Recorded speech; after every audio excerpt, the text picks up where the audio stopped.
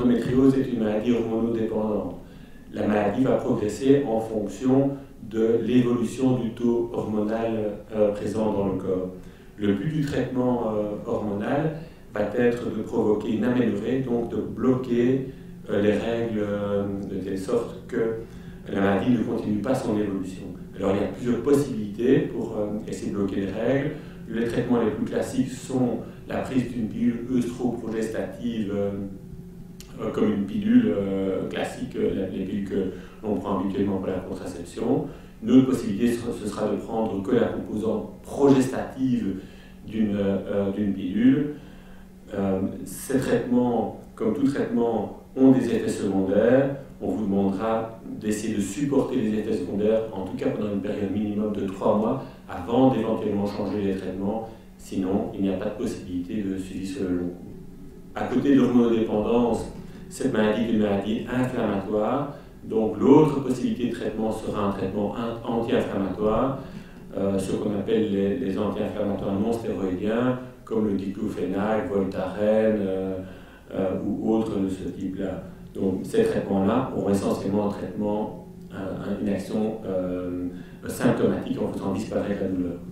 Une possibilité de renforcer l'action anti-inflammatoire, c'est la prise de curcuma. Le curcuma a une action anti-inflammatoire de fond importante dans la prise en charge de la maladie. En plus de ça, elle a une action anti-angiogénique, c'est-à-dire que cette molécule va éviter le développement de nouveaux petits vaisseaux qui pourraient favoriser le développement d'endométriose également. Donc c'est un traitement de fond qui lui est très très bien supporté et qui a une action de base importante dans le traitement et la prévention de l'endométriose. Dans la prise en charge de l'endométriose, il y a un volet chirurgical important.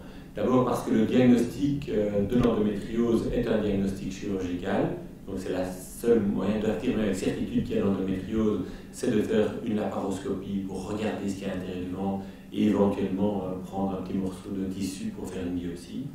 Et en plus de ça, une bonne partie des lésions ne vont pas répondre au traitement hormonal parce qu'il y aura trop de fibrose, plus assez de récepteurs hormonaux à l'intérieur. Et donc, il sera nécessaire de réaliser une exérèse des lésions. On va essayer de faire le moins de séquelles possible, essayer de restaurer l'anatomie de telle sorte que non seulement on va traiter la douleur, donc due à la maladie elle-même, mais en plus de ça, restaurer la fertilité en restaurant l'anatomie perturbée par la maladie. Alors, la grande particularité de la chirurgie de l'endométriose est que c'est une chirurgie qui doit être radicale d'emblée. Il est très compliqué de refaire une chirurgie après une première chirurgie qui a été incomplète. Pourquoi? Parce que les lésions d'endométriose que l'on laisse dans le ventre vont se scléroser, provoquer une espèce de rétraction qui va avoir comme conséquence de rétracter les tissus que l'on veut préserver.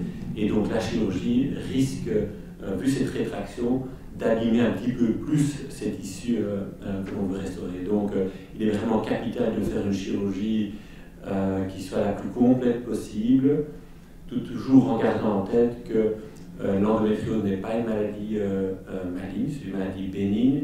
Et donc, quand on fait la chirurgie, on doit enlever le plus de lésions possible, mais ne pas être trop traumatisant pour les tissus restants, puisque justement notre but principal, c'est une amélioration de la qualité de vie et ne pas avoir un effet néfaste sur la fertilité de la patiente. Alors la majorité des interventions chirurgicales se feront par voie laparoscopique, donc avec une petite caméra que l'on met par le nombril, on met de l'air dans le ventre, ça nous donne un accès à l'intérieur du ventre qui va nous permettre, dans notre équipe, avec un laser CO2, d'aller détruire spécifiquement toutes les lésions d'endométriose. Sur cette image, on voit une image reconstruite, dessinée d'un pelvis. Ce qu'on a dessiné en rouge et en vert, ce sont des petites taches d'endométriose. Comme je vous l'ai dit, le laser va nous permettre d'aller détruire spécifiquement ces lésions d'endométriose. Donc le but est de détruire les lésions d'endométriose et de faire disparaître la maladie. Maintenant, l'endométriose étant due à un reflux de sang des règles, s'il n'y a pas un traitement préventif qui est mis en place derrière, cette pathologie va toujours revenir. Donc comme je le disais précédemment, La chirurgie de l'endométriose n'est pas une fin en soi, donc elle est toujours accompagnée d'un traitement de prévention, de telle sorte que une fois la remise à zéro de l'endométriose, elle ne se développe plus par le traitement préventif que l'on instaure derrière. La chirurgie la plus complexe dans la prise en charge de l'endométriose est la chirurgie du nodule de la lame recto-vaginale. Ce nodule qui se développe entre la face postérieure du col, le sommet du vagin et la face antérieure du rectum. Comme je l'ai déjà expliqué, la pathologie endométriosique n'est pas un cancer, c'est une pathologie bénigne. Donc la prise en charge doit... donc le but de la prise en charge doit être vraiment d'améliorer la qualité de vie, d'éviter le développement d'une pathologie qui pourrait avoir des conséquences néfastes sur l'ensemble de la santé de la patiente, mais certainement pas, comme ce serait dans le cas d'un cancer, elle ne doit certainement pas être radicale. Donc on peut laisser un petit peu les zones endométriose. C'est pour ça que dans la prise en charge de cette lésion d'endométriose, il y a essentiellement deux possibilités. Soit on fait ce qu'on appelle un traitement conservateur, c'est-à-dire le shading, donc avec un laser, on va suivre la ligne orange, on va rentrer dans la lésion d'endométriose, risquer de laisser un petit peu de lésion d'endométriose dans la face antérieure du rectum, mais limiter les conséquences sur l'éventuelle qualité de vie de la patiente. L'autre possibilité, dans les lésions qui sont plus sévères, ce sera de faire une résection segmentaire. Ça, ce sont les deux lignes rouges, où on va couper un morceau d'intestin au-dessus et en dessous et de faire une réanastomose.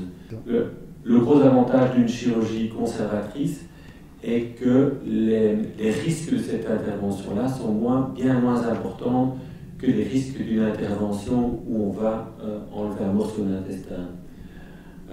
Les risques sont moins importants. L'autre gros avantage, c'est que les séquelles fonctionnelles de cette chirurgie-là sont également moins importantes. Pourquoi? Parce que contrairement à l'intestin plus haut situé comme l'intestin sigmoïde, qui en soi est un tuyau faisant descendre les selles, le rectum, lui, a une fonction importante dans la continence et dans la sensation d'exonération. Si on enlève un morceau de rectum, il est possible que cette fonction de réservoir du rectum disparaisse pendant un certain temps et que la patiente, dans les semaines, mois, voire parfois années qui suivent, va devoir aller à cette très souvent. Donc voilà. La politique que l'on a dans le service, et c'est celle que l'on retrouve un peu dans tous les centres d'endométriose, c'est que lorsqu'il y a des lésions qui sont bas situées, lorsque ces lésions sont uniques, on va essayer de faire une chirurgie conservatrice, donc essayer de préserver le rectum, quitte à laisser un petit peu d'endométriose sur celui-ci.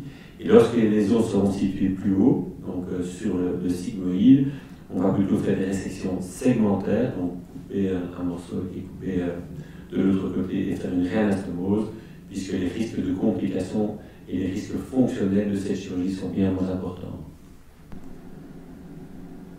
Il est possible que des lésions se développent dans la vessie, dans l'espace qu'on appelle vésico-utérin. Ça se traite toujours par des résections complètes d'un petit morceau de vessie.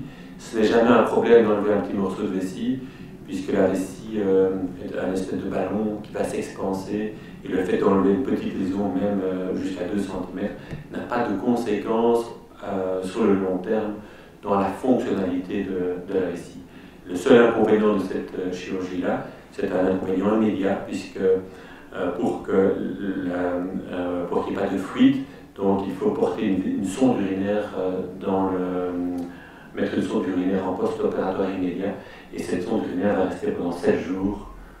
Ça n'empêche pas de rentrer à la maison avec la sonde urinaire, mais il faut porter la sonde urinaire pendant 7 jours, de telle sorte que le ballon ne se gonfle pas et qu'il n'y ait pas des urines qui partent dans le ventre.